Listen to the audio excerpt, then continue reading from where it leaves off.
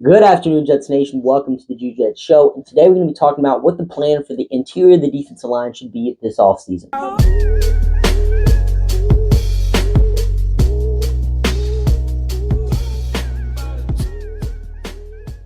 So you might think, Jude, why did the New York Jets need to establish a plan for the defensive line? They were incredibly productive last season. And you're right, they were incredibly productive. But they also are all basically about to hit the open market. 3 out of your 4 defensive linemen from last season are set to be free agents. So the Jets definitely have to do something about that. But filling up your defensive line definitely shouldn't be too difficult for the Jets because they most definitely should re-sign both Quinton Jefferson and Solomon Thomas.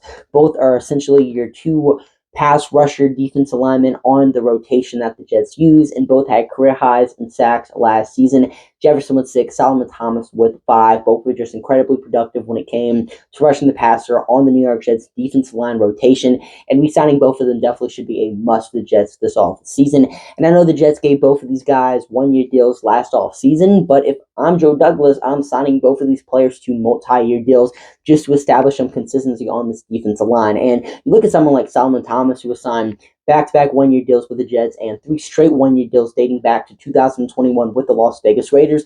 You would think this offseason he would have the goal to sign a multi-year deal with some team, and why not make it the New York Jets? He's some guy that Robert Saleh really likes. Jets or 49ers drafted Solomon Thomas 3rd overall in 2017 with Saleh as their defensive coordinator. He comes over to the New York Jets and signs Solomon Thomas back as a free agent. And Quinton Jefferson also was really great when it came to rushing the passer, so why not re-sign him as well?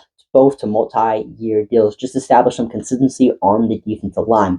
But then you need a run stuffer because both Solomon Thomas and Quinton Jefferson are good pass rushers, but really don't do much when it comes to stopping the run. Of course, we have Quentin Williams, who's great at everything, but you need one more run stuffer. You need another guy in that mix. And while Al Woods was that guy for us last season, he's also going to be 37 by the start of next season and is also coming off of an Achilles injury. Al Woods is definitely one of those players that's probably going to be playing to his 40s just because that's just how Al Woods is. It seems like age isn't slowing him down. But the thing with Al Woods is that he's not the best at rushing the passer. And while that really wasn't too much of an issue with the Jets last season, and that's kind of been the whole thing throughout his career, that's the player we know we were getting whenever we signed Al Woods.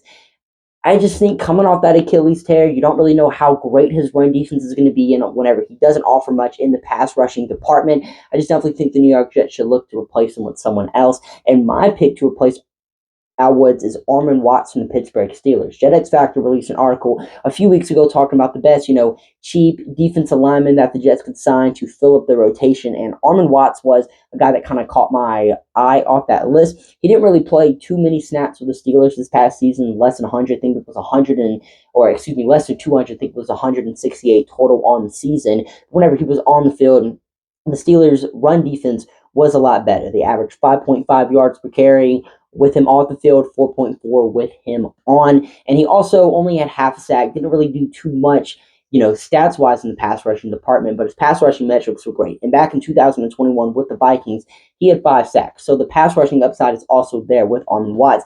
He's also not old as well, going to be 28 before the season starts, and signed a 1-year, $1.2 million deal with the Steelers last offseason, so he also shouldn't be incredibly expensive as well. So definitely someone that could fill up this defensive line rotation nicely. So you might be thinking, well, that's 4 defensive linemen right there. The Jets should be good, should have established a plan for the D-line. But I also think the Jets should entertain the possibility of drafting one with one of our day 3 picks.